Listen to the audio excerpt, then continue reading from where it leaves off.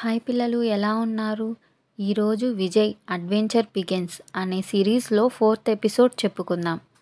విజయ్కి ఎగ్జామ్స్ అయిపోయి 2 రోజులు అవుతున్నాయి. ఈ 2 రోజులు తన తాతయ్య ఫోన్ కాల్ కోసం ఎదురు చూస్తూ ఉంటాడు విజయ్. రోజులాగానే తన ఫ్రెండ్స్తో స్పోర్ట్స్ క్లబ్కి వెళ్ళి ఇంటికి వచ్చిన విజయ్ ఎదురుగా అమ్మ కంగారుగా ఫోన్లో మాట్లాడుతూ ఏడవటం కనిపిస్తుంది. పక్కనే నిధి కూడా ఏడవటం చూసిన విజయ్ అమ్మ వద్దకు వచ్చి ఏమైందమ్మా అని అడగ్గా అమ్మ ఫోన్ పెట్టేస్తూ మీ తాతయ్య గారు కనిపించడం లేదు అని క్యాంపు వాళ్ళు కాల్ చేసి మీ నాన్నకి చెప్పారంట. ఆ విషయం మీ నాన్న నాకు ఫోన్ చేసి చెప్పారు. ఏమి చేయాలో అర్థం అవటం లేదు విజయ్ అని ఏడుస్తుంది.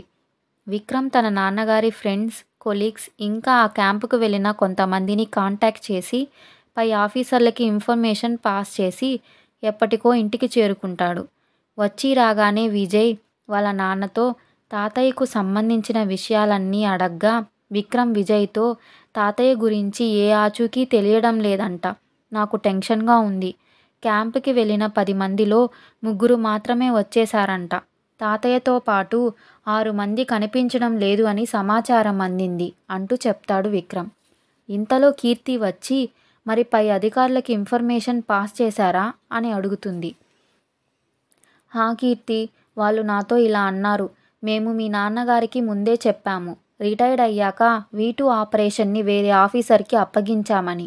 కానీ వినకుండా 2 సంవత్సరాల నుంచి అదే క్యాంపుకి వెళ్తున్నారు. ప్రతిసారి లాగానే ఈసారి వచ్చారు. కానీ వర్కింగ్ స్పాట్కి ఒక్కరే వెళ్తారనుకోలేదు. మాకు కొంచెం సమయం కావాలి అని అడిగారని విక్రమ్ చెప్తాడు. ఇంతలో విజయ్ నాన్న అసలు V2 ఆపరేషన్ ఏంటి? నేను ఈ పేరు రెండోసారి వింటున్నాను. ఇంతకు ముందు కూడా తాతయ్య క్యాంప్కి వెళ్ళినప్పుడు దీని గురించి నువ్వు అమ్మ కంగారుగా మాట్లాడుకోవటం విన్నాను. అప్పుడు మీరు నాకు ఏమీ చెప్పలేదు. ఇప్పుడు కూడా V2 ఆపరేషన్ వల్లే తాతయ్య కనిపించడం లేదు అంటున్నారు. పైగా తాతయ్య దగ్గర ఉన్న డైరీ పైన కూడా V2 అని ఉంది. తాతయ్యని ఎన్నిసార్లు ప్రశ్నించినా దాని గురించి చెప్పలేదు. అసలు V2 ఏమిటి? దానికి తాతయ్యకి ఏమిటి సంబంధం? తాతయ్య ఎందుకు తప్పిపోయారు? ఎక్కడికి వెళ్ళారు అని ప్రశ్నిస్తాడు. కీర్తి కూడా అవునండి, మీరు కొంచెం ఆలోచించండి. మీరు కూడా చాలాసార్లు V2 ఆపరేషన్ గురించే టెన్షన్ పడేవాళ్ళు.